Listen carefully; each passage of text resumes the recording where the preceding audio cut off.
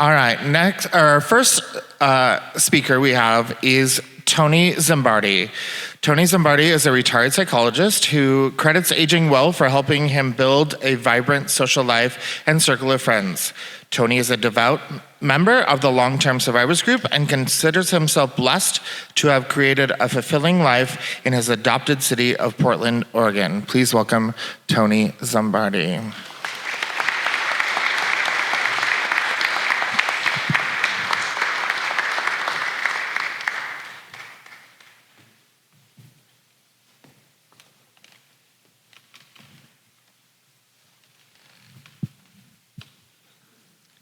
Hi, my name is Tony Zimbardi, as you've all heard. I am 64 years old, and my story begins in 1985, when I was 25 years old and suddenly found myself HIV positive and single.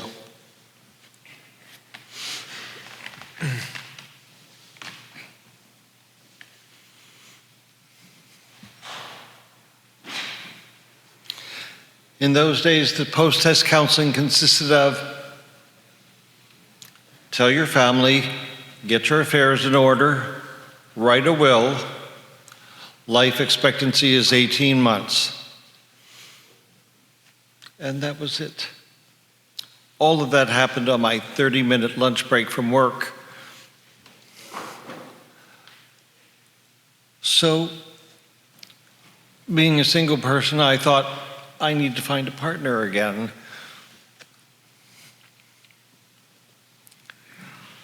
I would meet guys and we'd have our coffee or dinner date. And I would always disclose on the first date because it was my habit to have sex on the first date.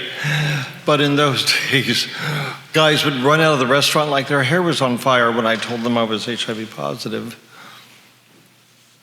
So I resorted to personal ads. And the personal ads in the 80s read something like this: GWM, gay white male, and then his age, 30, whatever. No fats, femmes, or Asians. It was kind of racist, those ads at the time. And I thought, who would want to date a person like that? But that's how they started their personal ads. And then one day I was shocked and surprised when I saw an ad that said GWM, HIV plus sign, HIV positive. I thought, somebody is brave enough to put their status right out there in public in a magazine. And in the same ad, we were to write him and he put his home address. I thought, what a brave person. Who would put all of that information in a personal ad? So I wrote a letter. I stuck my picture in the envelope with the letter, and off it went. He called me. We went out on a date. He was a handsome European, had a house in the Hollywood Hills. I thought, I hit the jackpot. And then after that, he took me on a trip to Hawaii. It was a whirlwind romance, and on that trip, he suggested I move in with him when we all got back to LA. And sure enough, that's exactly what happened. I moved in with George, that was his name. George had this lovely house in the hills. And again, I was just dumbfounded, like, wow, how did I luck out with this guy?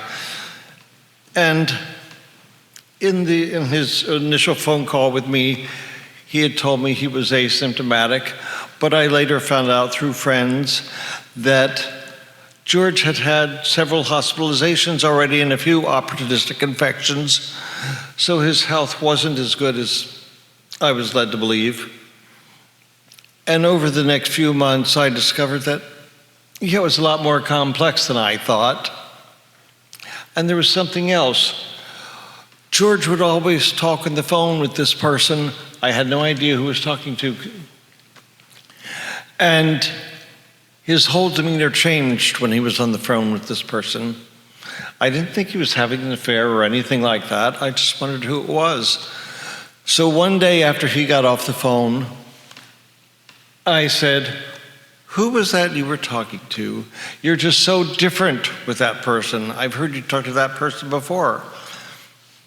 And he says, oh, I've told you about her before. That's Mary Ann, my former mother-in-law. You know my partner who passed. That was his mom.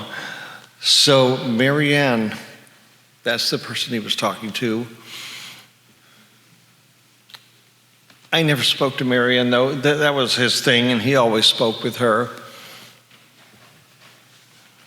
And as the months and years went by, George's health continued to decline.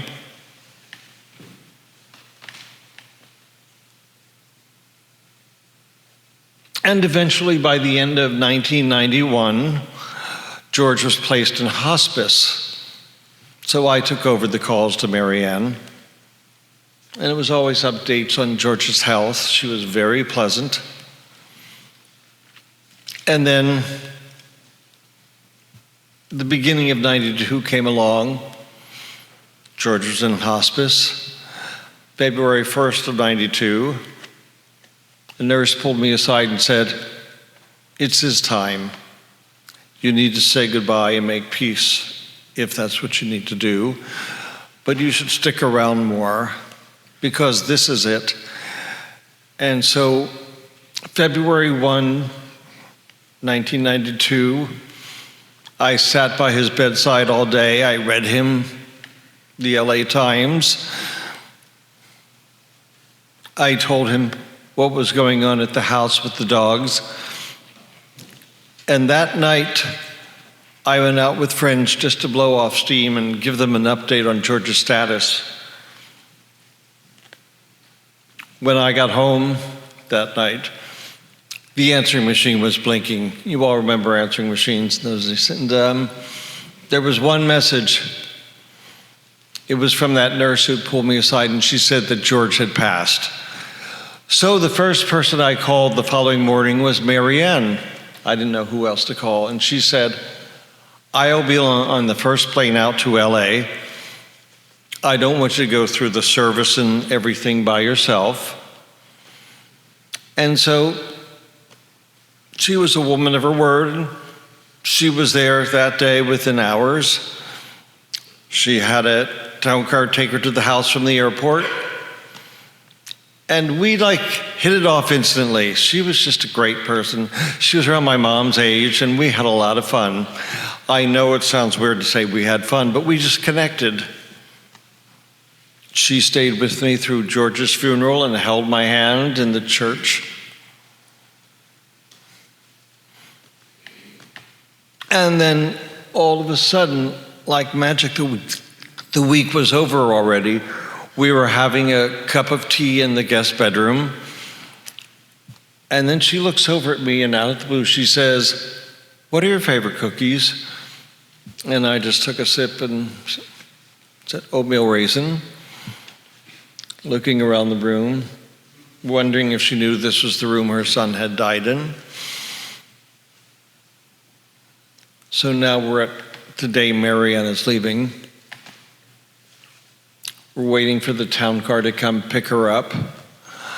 I walk her down to the end of the driveway. It's gloomy and misty and drizzling. Winter in LA is a lot like winter here, just dark and gloomy and wet. And so the town car comes up. It's time for her to get in.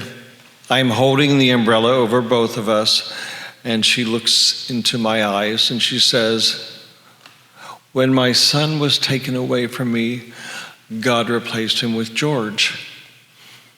And now that George has been taken away, God has replaced him with you.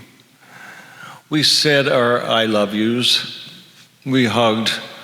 She got into the town car and it drove off. I watched it go down the street. I never have seen Mary Ann again. But one thing I'll say for Mary Ann is every year on Christmas or my birthday, in the mail comes a tin of oatmeal raisin cookies. I just spoke with her at Thanksgiving. She's still alive. She's in her 80s. We still talk on the phone a few times a year, and she's a great human being. So that's Mary Ann and my oatmeal raisin cookie story. Thank you.